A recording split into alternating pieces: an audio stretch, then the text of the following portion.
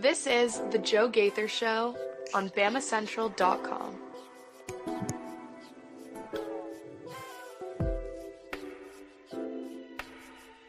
Good morning, Tuscaloosa.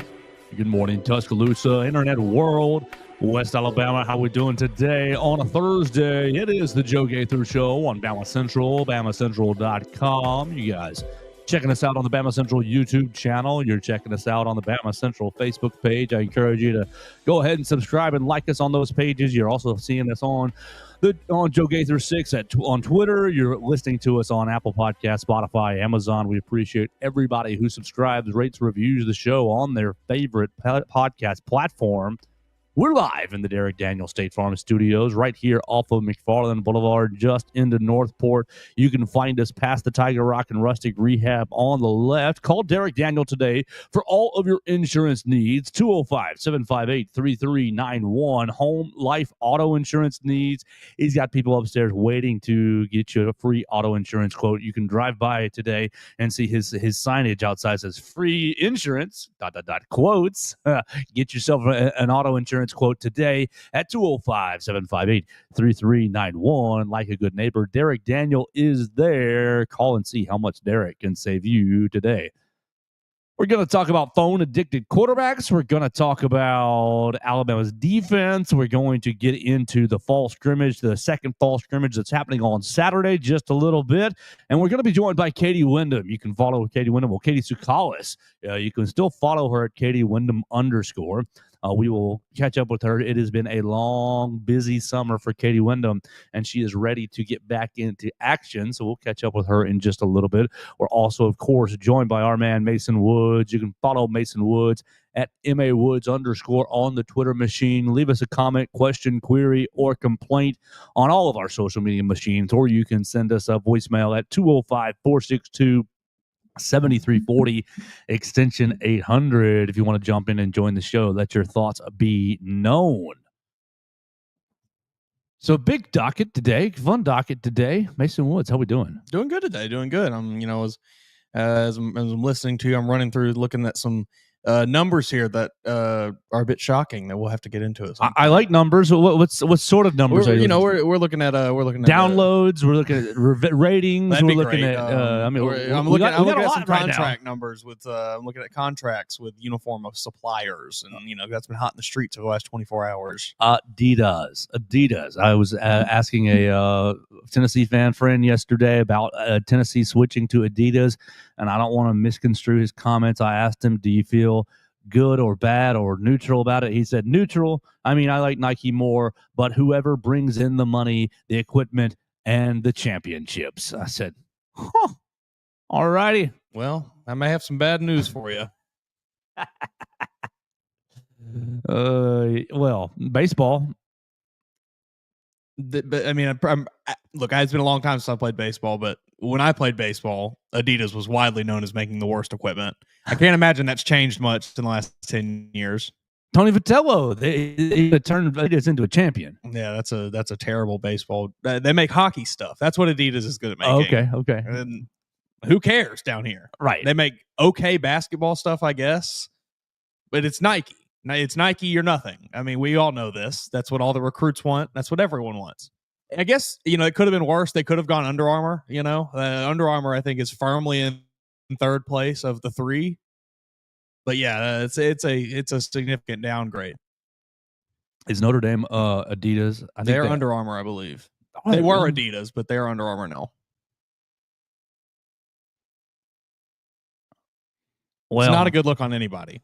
I mean, that's about the only good thing that you can say about Auburn maybe in the last decade is that they did make the switch this year from Under Armour to Nike. Now I've seen photos from practice and fall camp that a lot of their players are still wearing like Under Armour accessories and things, cleats and gloves and so I don't really know how that transition goes, if it's just we're waiting to get the stuff in or how it's going, but it'll be interesting to see. Yeah, May of 2023, Notre Dame did join Under Armour, so I think they're probably, if I had to imagine, their flagship program, because I don't know of any other major ones that are associated with Under Armour. I think you got Maryland, you had Auburn, Wasn't it an Auburn grad and a Maryland grad together? Isn't that the I don't know. I know it's a heads? Maryland grad. I don't know if I'm pretty sure Auburn had the connect, but Auburn's got a surprise board me. member on the Under Armour team, maybe.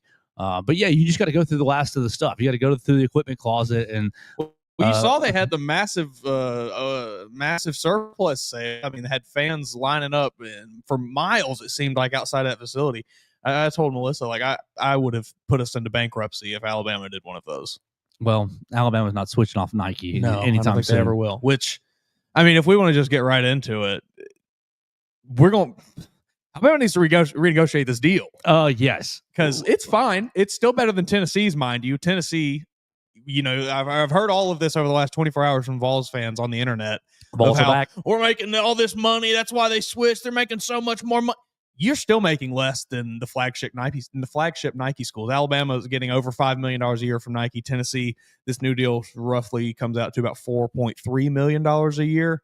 But the big kahuna here, Ohio State is making over $16 million a year from Nike. Yikes! What?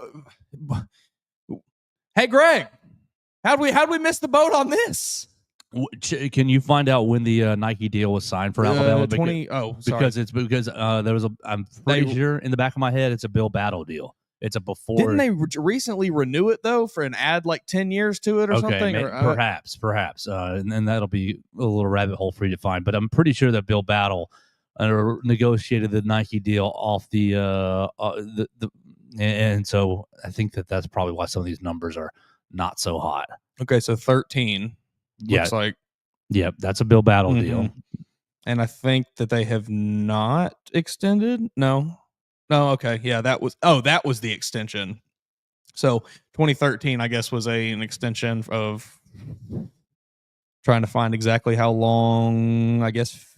Well, it says runs through 2025, so maybe technically Alabama's due for another extension. We're up, baby. We are up. Yeah, he was the athletic director right here 2013 to 17. So yeah, Greg Burns probably furiously behind the scenes. I would imagine trying to get this $16 million.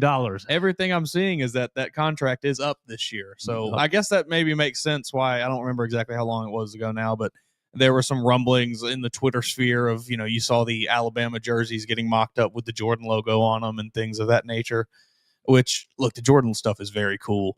I think it doesn't really suit Alabama that well.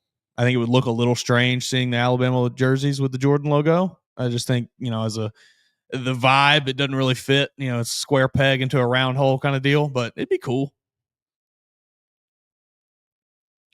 Yeah, you looking at AL.com, quietly extends Nike deal. Mm-hmm. Yeah. Still doesn't make sense to me that Florida is rocking the Jordan stuff. Never really got that one.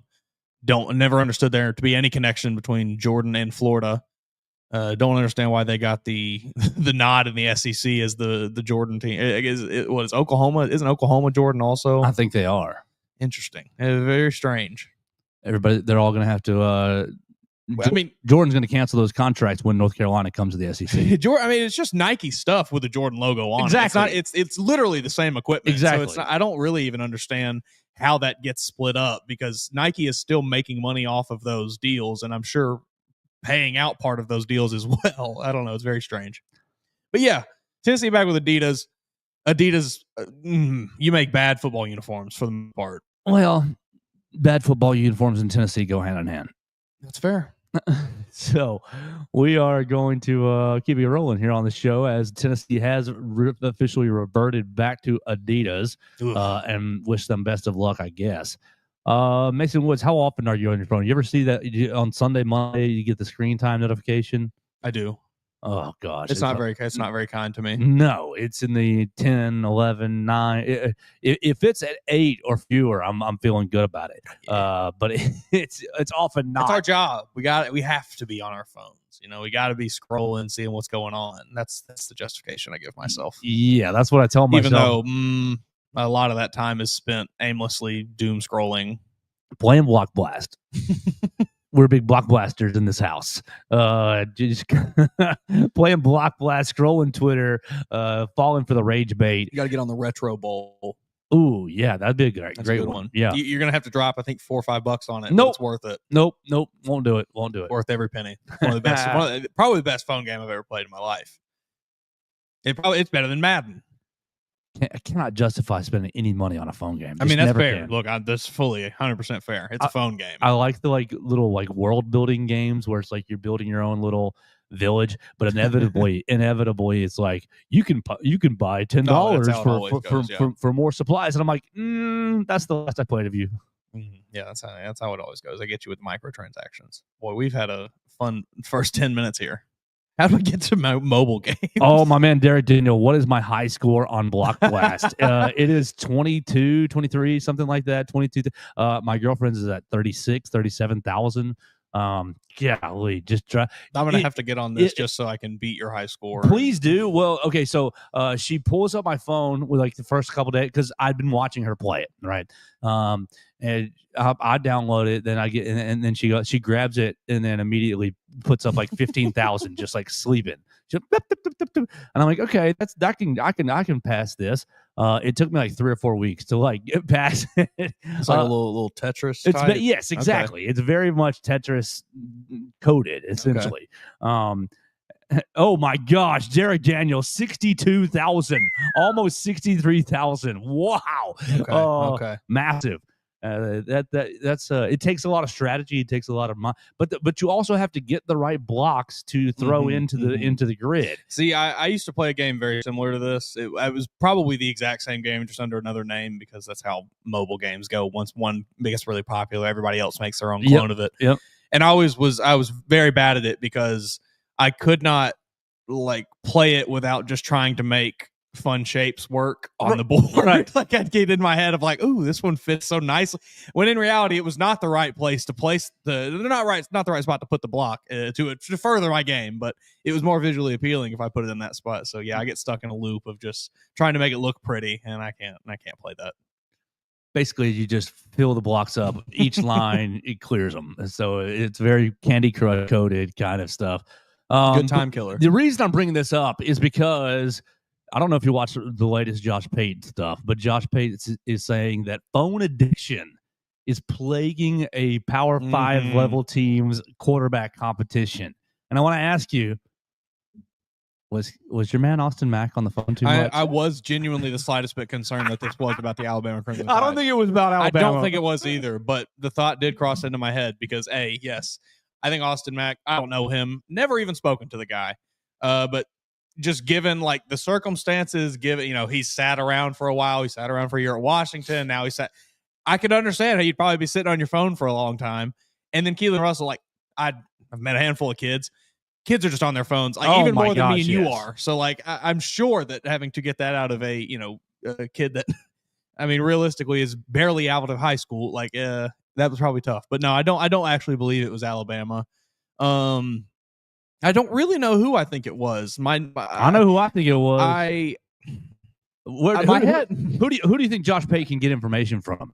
That's a good way to go here. My bet is the Colorado Buffaloes, Caden Salter and Juju Lewis. That's kind of what I thought as well.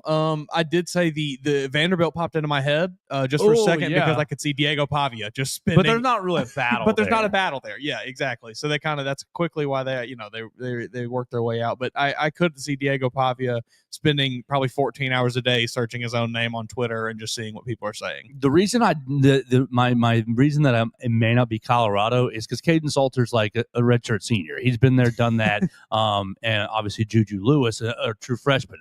What about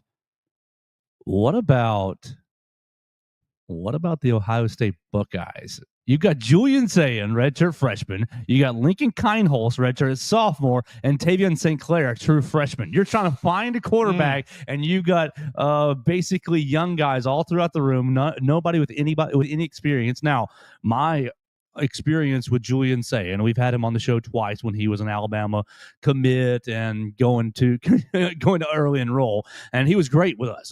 He was, but my experience was with him that it was a little bit tough to get him scheduled on stuff because he was very, focused is what I'm trying to say. Very focused on his goals. Yeah. So don't feel as good about putting that on Julian Sayin, but it's somebody. Is it John Mateer? gambling, sports Yeah, gambling. He's scrolling through DraftKings all day long. FanDuel. He's like, oh, I can get John Mateer odds for future Heisman for plus 30,000. I'm taking myself. Yeah, he's deep in the way. He's betting on cricket and stuff. He's betting on all kind of international sports. Oh man. Can you imagine being a coach saying, if you would just get off your phone, Billy Sports Ball, you would be the starting quarterback? No. Seems like a nightmare. Is it Joey Aguilar? Because isn't Tennessee having Tennessee keeps parading like they are having a quarterback competition, but I don't know that they actually are. It's Joey Aguilar, and who's the other guy? Jake Metlinger. It's you know who it is? It's Carson Beck at Miami. He can't stay off. He's scrolling through his ex-girlfriend's Instagram all day. Aren't they back together? Oh, I don't know. Maybe. Maybe. Oh my God! Yeah, Tennessee. It could be a Tennessee. Joey Aguilar, Jake Merklinger, and George McIntyre. Do you remember meeting George McIntyre? I don't think so. True freshman. You met him with me out in front of Bryant Denny Stadium when he was still a recruit, and he was like 7'5". We were. I do. Yes. Okay. I mean, he was nice. That's all there is to the conversation. But it was like looking at a skyscraper. Man, what are some? I'm trying to think of some other good battles.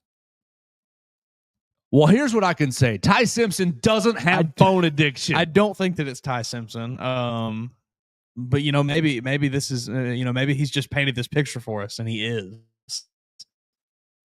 What about who it is? It's Michigan.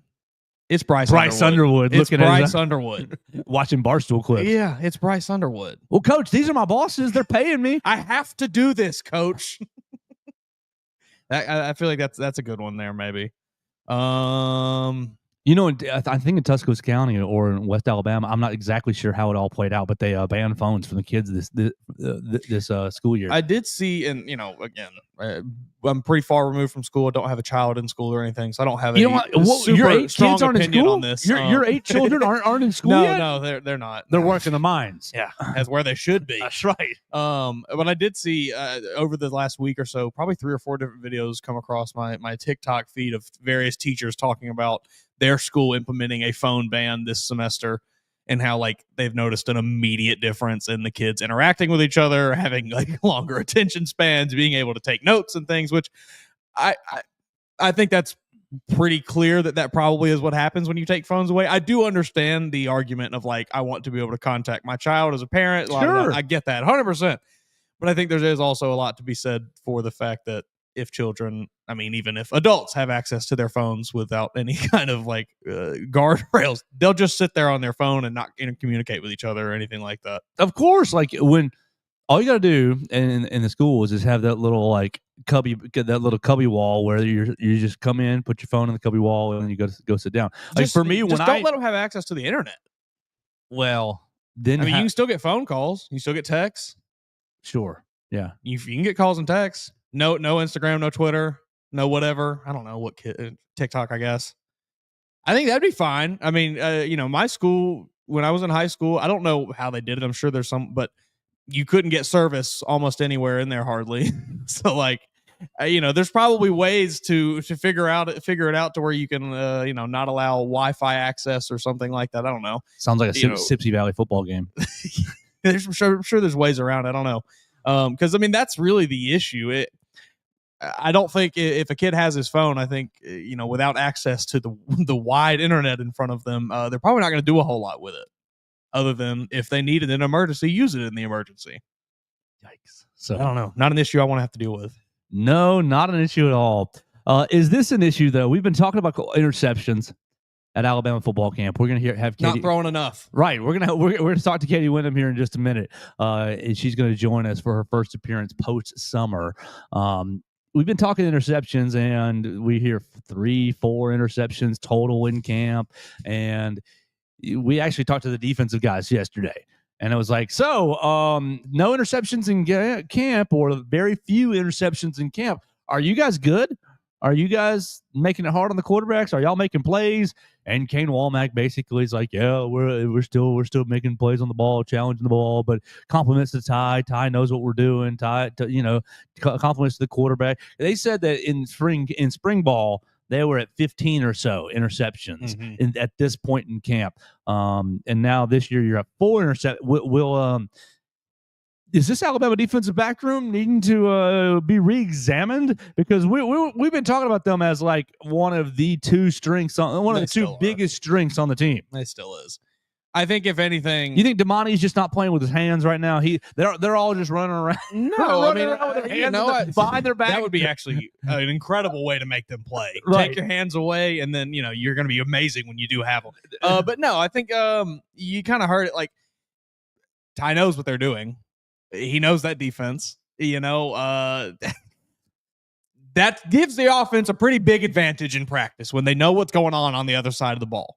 That combined with just having the entire summer to get down on timing, get down on their connections and everything like that, and get comfortable with each other in the offense, like it makes perfect sense to me that they are going to see a dramatic decrease in interceptions because of probably just simply timing. Like I imagine that was a lot of the issues in the spring was I'm throwing it, but this guy's a step behind where I'm throwing it, or he's a step in front of where I'm throwing it. And it's just getting the repetitions just time and time again until you get that timing down. And now that they have it down, at least it sounds like they have it down, they're not throwing many interceptions. Well, they didn't have Cole Adams to throw the 3 yards, the 3-yard whip route. Yeah. I mean, it had no tight ends to dump it off to. Yes. Draylon Washington wasn't ready yet. He wasn't quite comfortable to catch that ball out of the with backfield. Isaiah Horton. Yeah. Right. Daniel Hill had not emerged as a receiving back, apparently. Kane Womack yesterday saying that Ty does a good job keeping us in good plays and does a good job getting them out of bad plays. So does any of this, how can we give you more confidence with 15 more days for Ty Simpson? Kane Womack, I liked what he said a lot. That was much better than I thought than what Grubb had to say.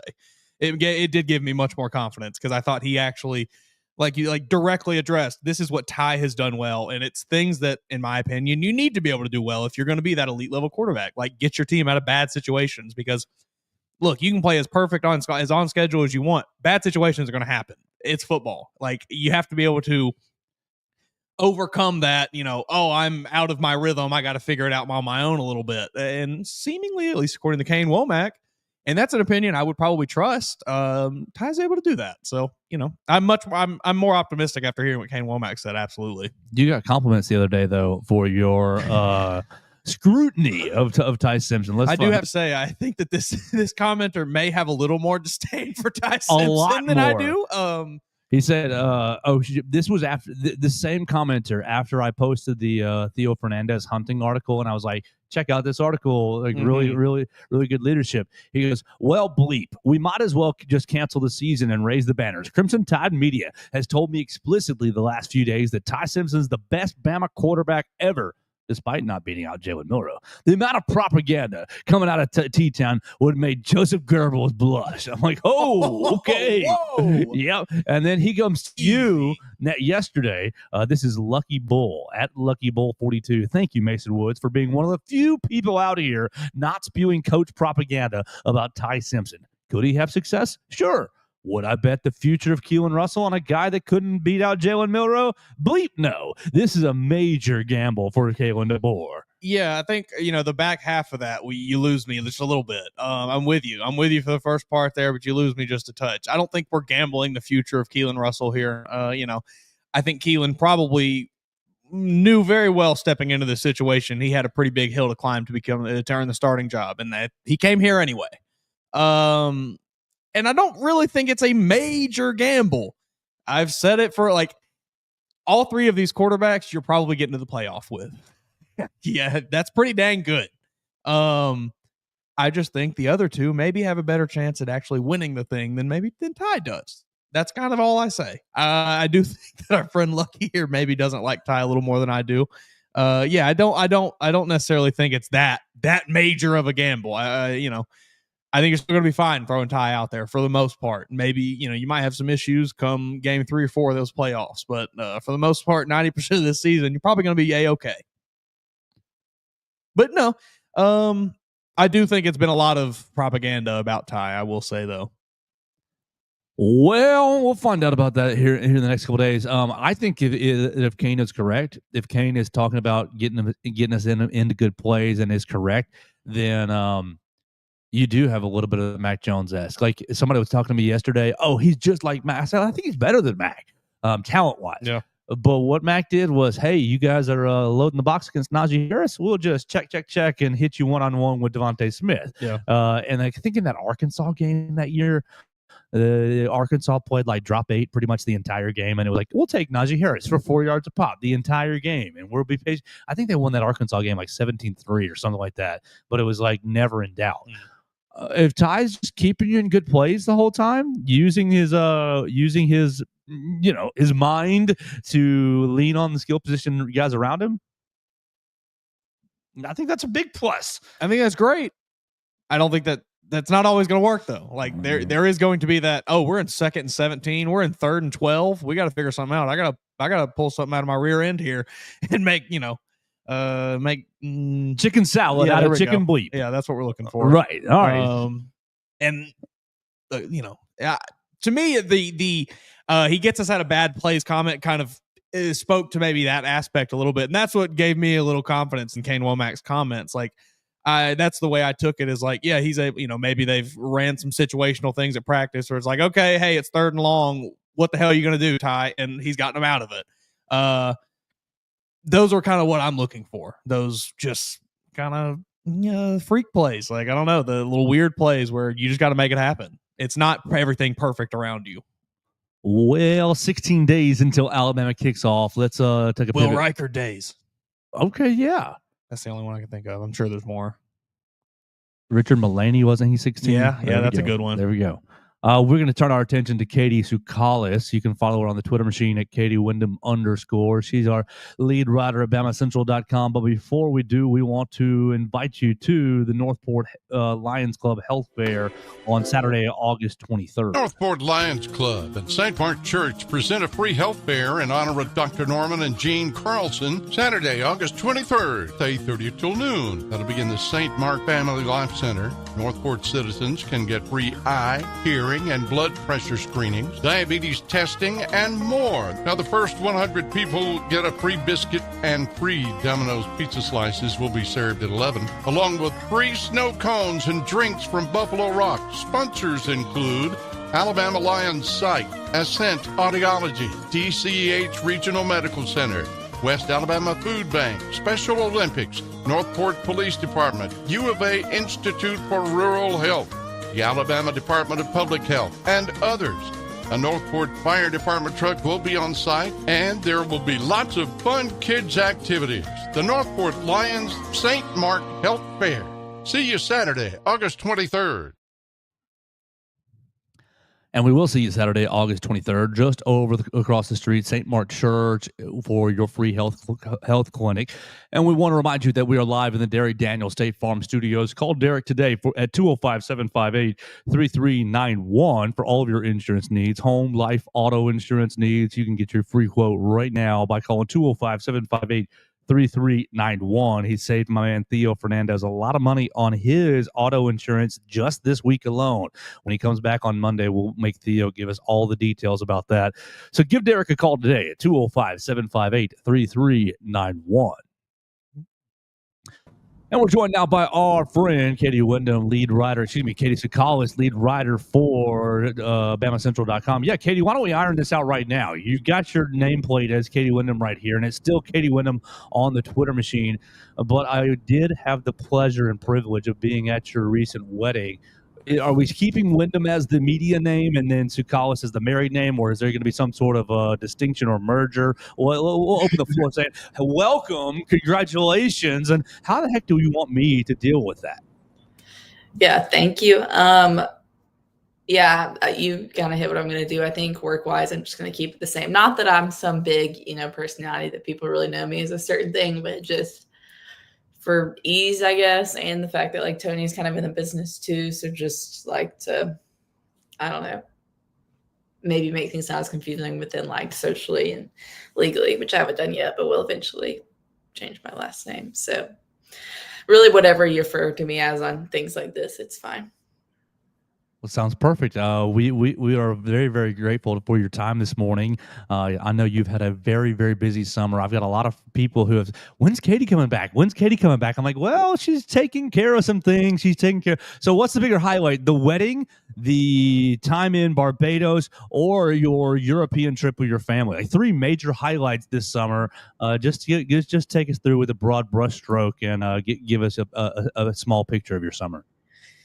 Yeah, so the first 2 weeks of July, I was in Europe with my family. It was the first time any of us had been outside of my dad living in Germany as like a very young child. None of the rest of us had ever been to Europe. So we went for about a week and started out in London and then a week in Paris. So it was fun. Got to do a lot of cool things I've been wanting to do for a long time. And then was home for about 2 weeks and then got married.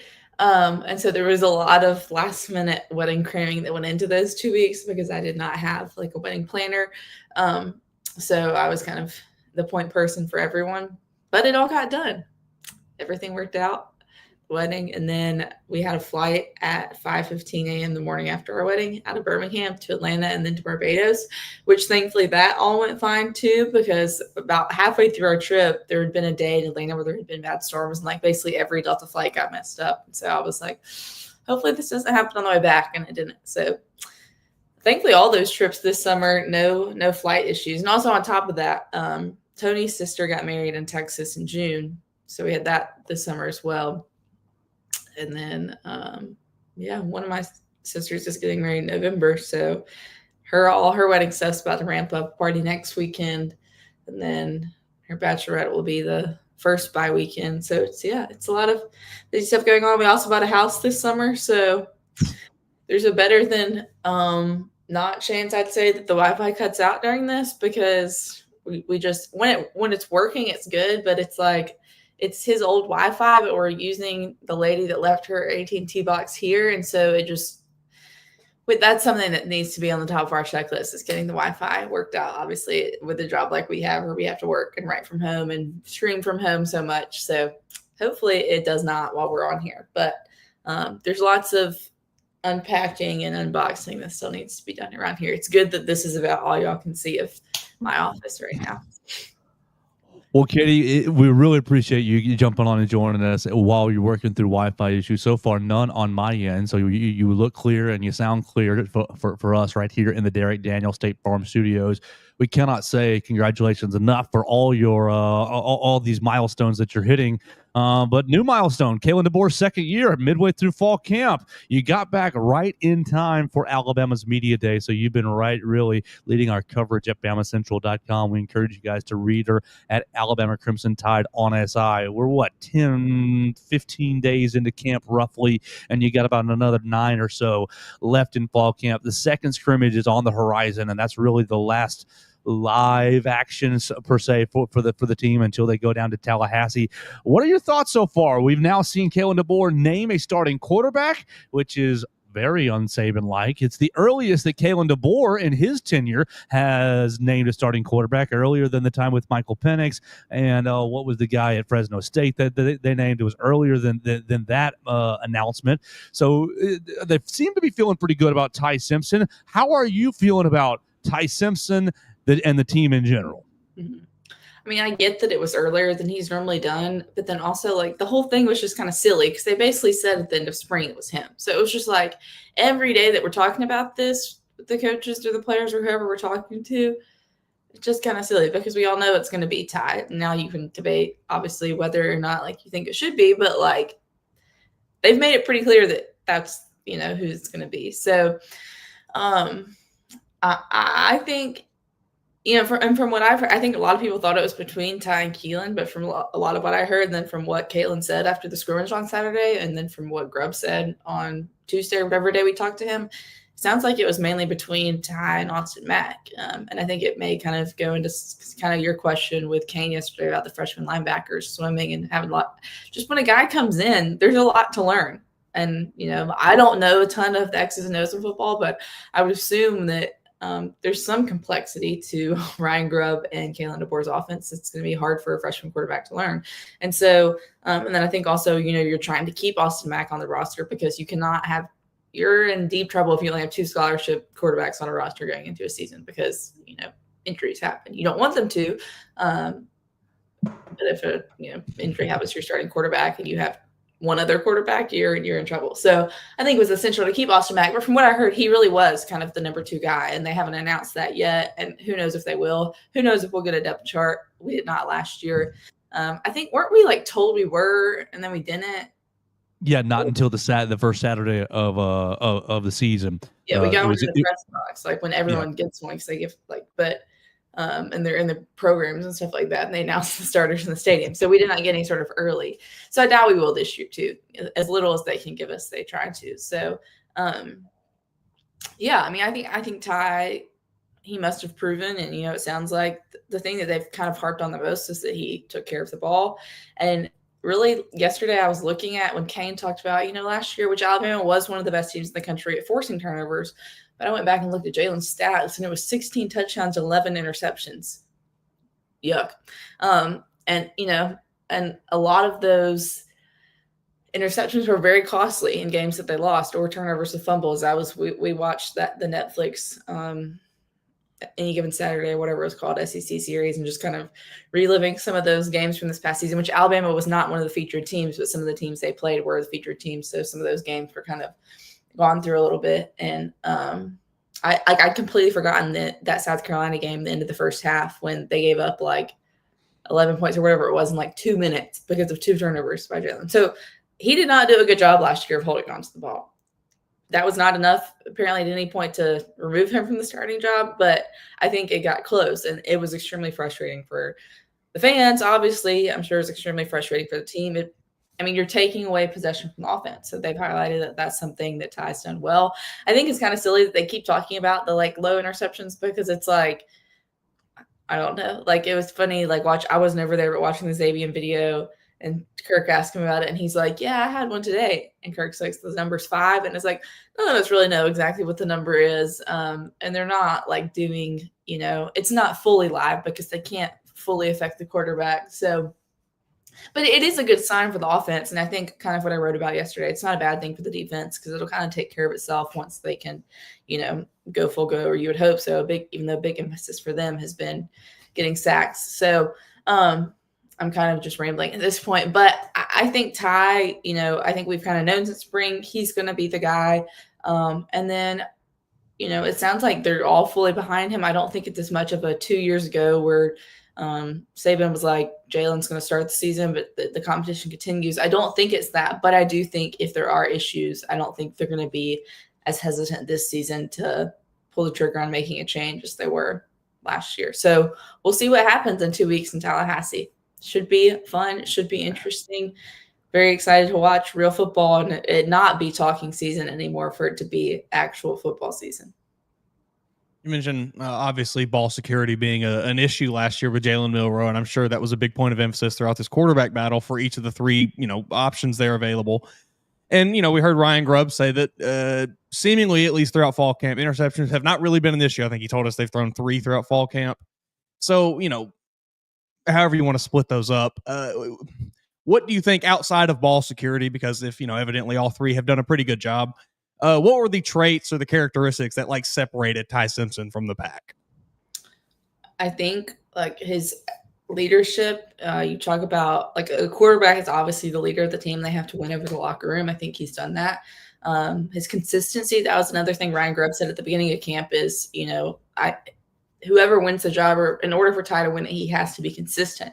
So he must have shown that. They've talked about he's smart. He makes good decisions on the field. That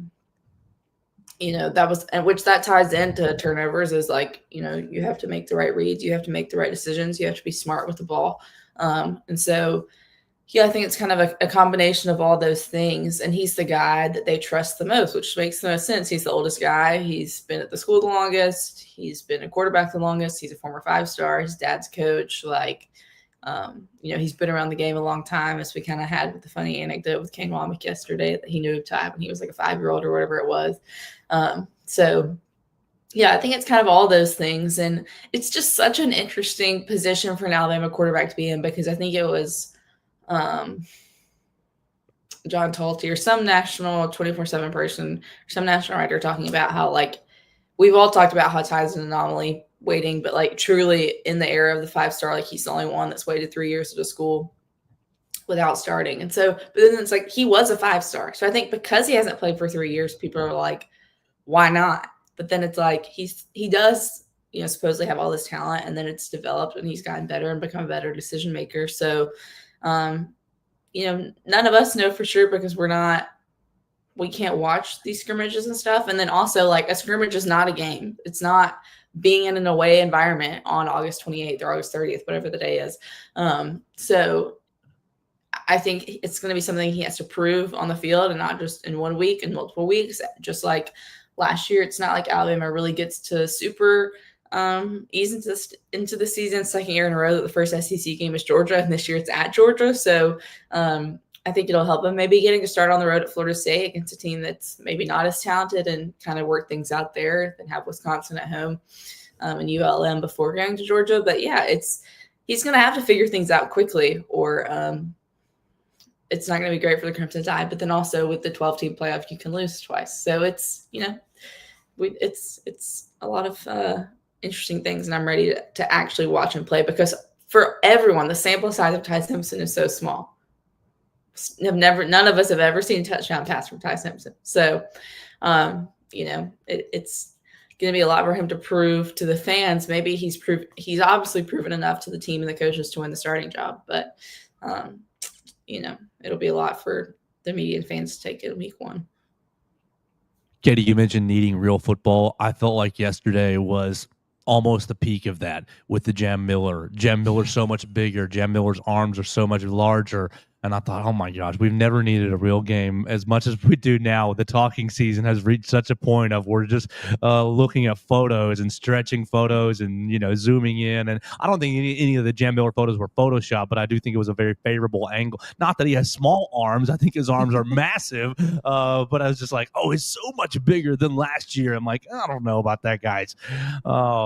You mentioned it with your answer with Ty Simpson, really, that this conversation has kind of been construed even with the comments of Ryan Grubb. If we play a game tomorrow, Ty Simpson's our starter. So we've kind of known that Ty's the guy, at least the leader, all through summer and going into fall camp. It was just kind of a formality of actually naming him the starting quarterback. I want to move us to really my biggest area of concern or question mark on the Alabama offense, and it's the Alabama offensive line. You look at Caden Proctor, okay, that's a top 10 pick if he plays the way that we've seen, if he continues his career trajectory. If you look at Parker Brailsford, okay, that's a top 35-ish pick. That's a 3 or 4th best center in the country, 2, 3, 4 best center in the country, hanging out with Jake Slaughter from Florida. The rest of the offensive line looks like a huge question. And we went into fall camp, Katie, thinking, okay, Jaden Robertson playing right guard. But through these 15 days or so, it seemed like Jaden Roberts is either losing his spot due to play or due to an injury. It looks like Jaden Roberts has gone from a solidified starter into more of a question mark. And we all see Wilkenform be playing right tackle and know what happened with him last season, but maybe hope or expect, and you've heard, okay, that he has taken a step forward. Where do you stand with this offensive line? You're looking at Cam Dewberry transferring in with Texas A&M. Gino Vandermark, whether he's playing left guard, backup center, or right guard, or backup all 3 guards.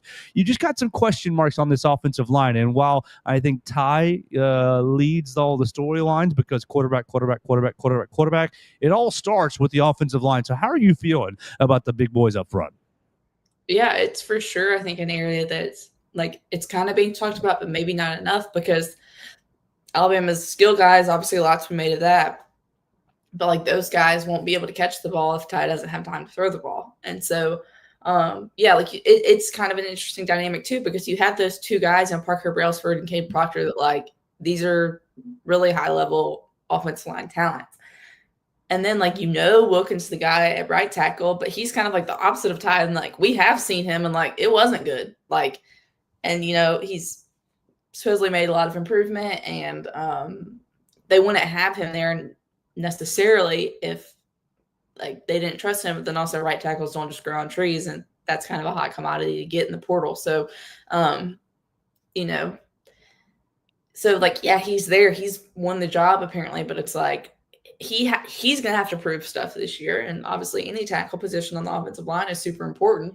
And then the guards, yeah, I think it's a concern that you don't know for sure who your guards are going to be at this point, 2 weeks before the season, 2.5 weeks, whatever it is.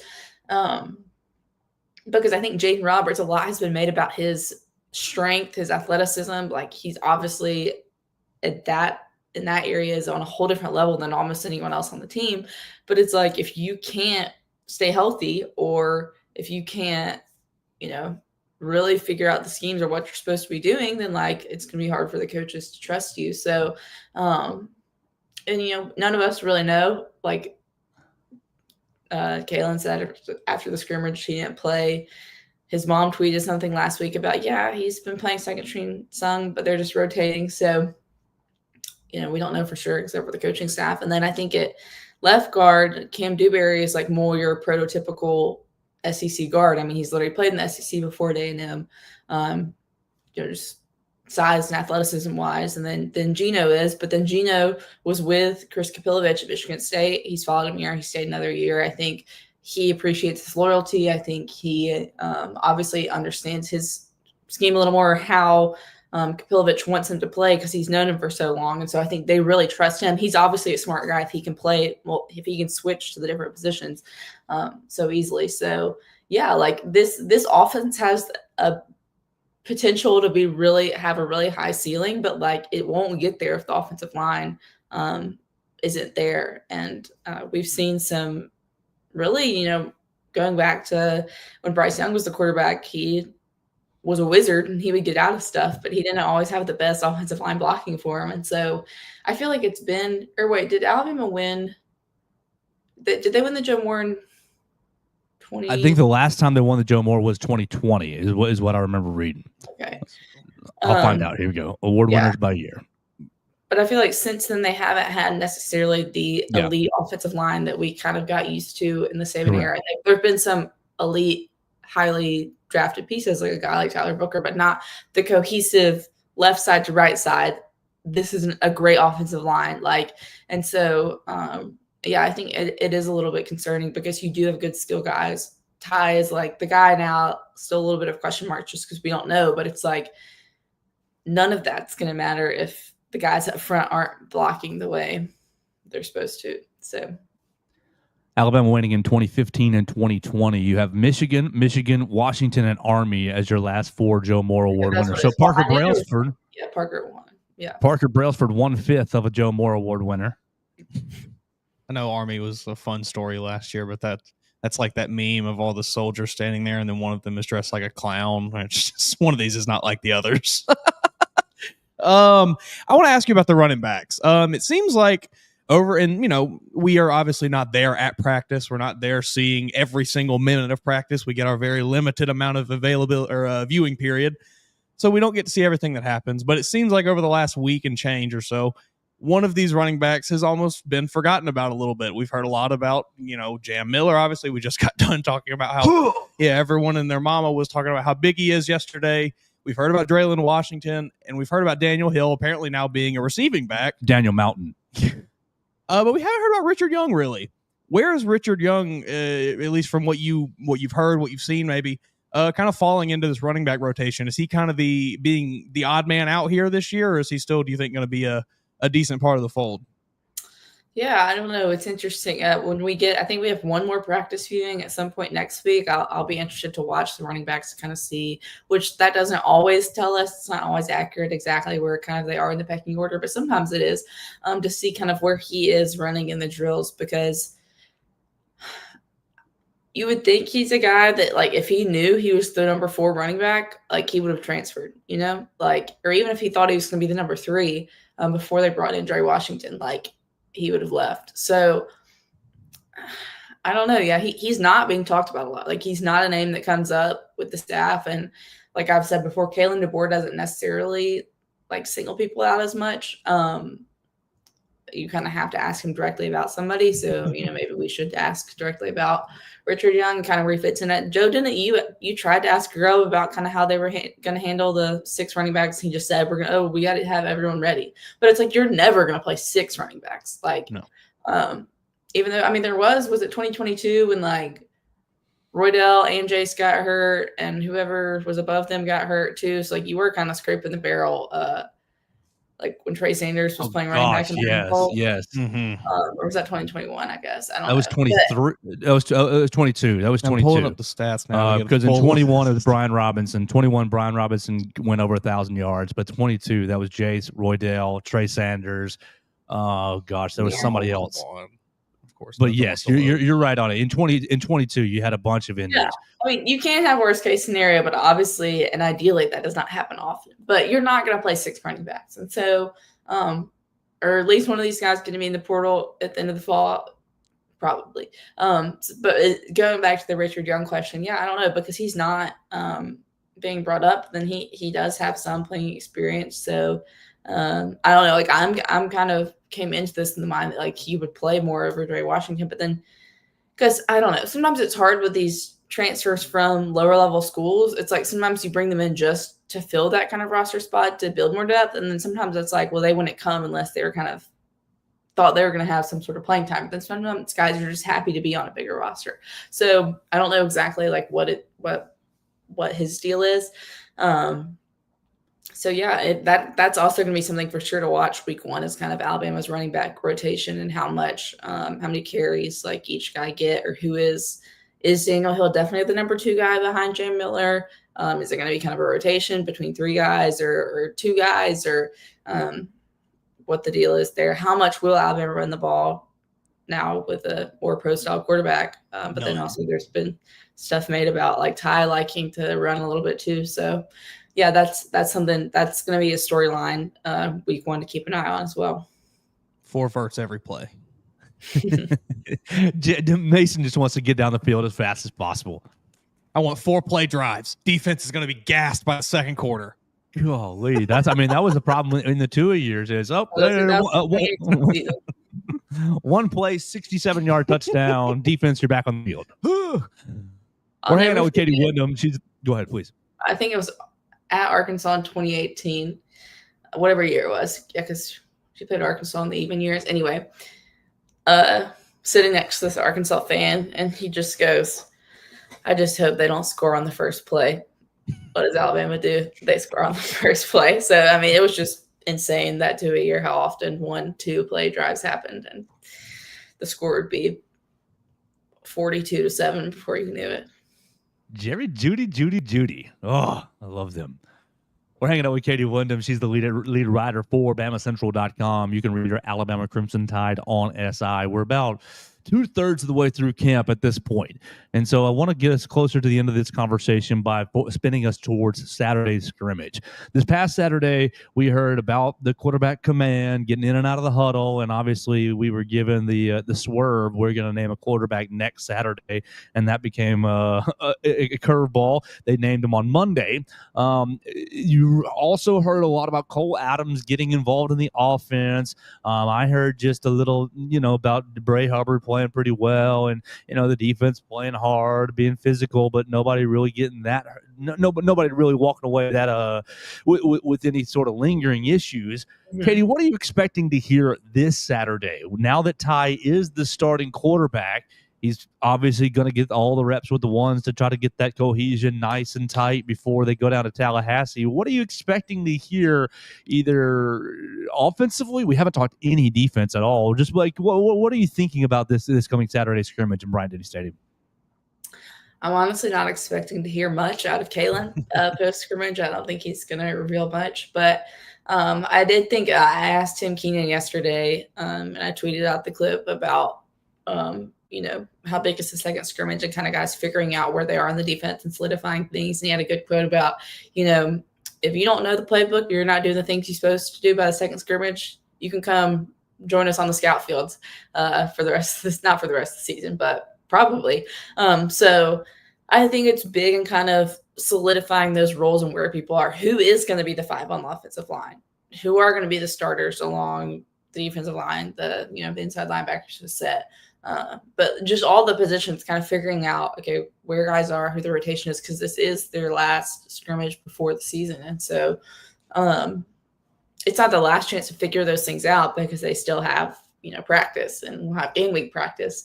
But I think it's going to be more soon turning towards Florida State and opponent prep and less of like, okay, who are we, So I think the Saturday is going to be big for that and figuring out where guys are. Do I think they're going to tell us where guys are and who's starting where? No. But, maybe we'll see what we can get out of Kalen on Saturday. Mason, got anything else for you? You want to throw a defensive question before we wrap this up? Yeah, I do. Obviously, I think you share the same opinion as Joe and I in that the lack of interceptions is not any sort of comment on the defense per se.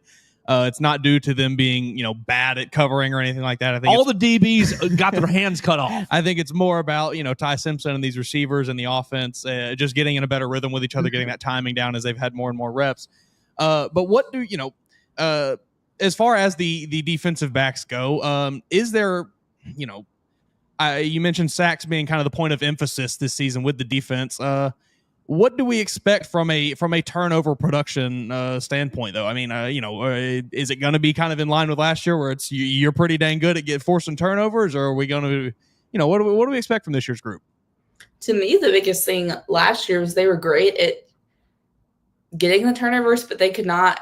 They never had defensive touchdowns. I think wasn't it until game 11 that they finally had one against the FCS punter, who I don't even remember who they played now off the top of my head, but like they were great at getting turnovers, but they so often were not converted to points because they weren't getting pick sixes or scooping scores, and then the offense would stall out or would go backwards. And so to me, I think, you have almost all of those DBs back. And Kane talked last week about how much deeper the DB room is than it was last year and how many more guys they trust. And so I think if it's true, if they've really worked so much on getting more pressure on the quarterback, that should lead to more turnovers, because if the D-line's creating pressure, it should help on the back end. And then also, maybe you're getting some strip sacks, things like that, forced fumbles. So I think it should be around where it was last year, if not a little better. And I would want to see guys convert that into points on defense, because that was something that they were not able to do last year. And I think we by halfway through the season, we were kind of joking about it in the press box, like, is this the game that they're finally going to get it? Not, because going back to the 2018 Saban team that, they would score so fast.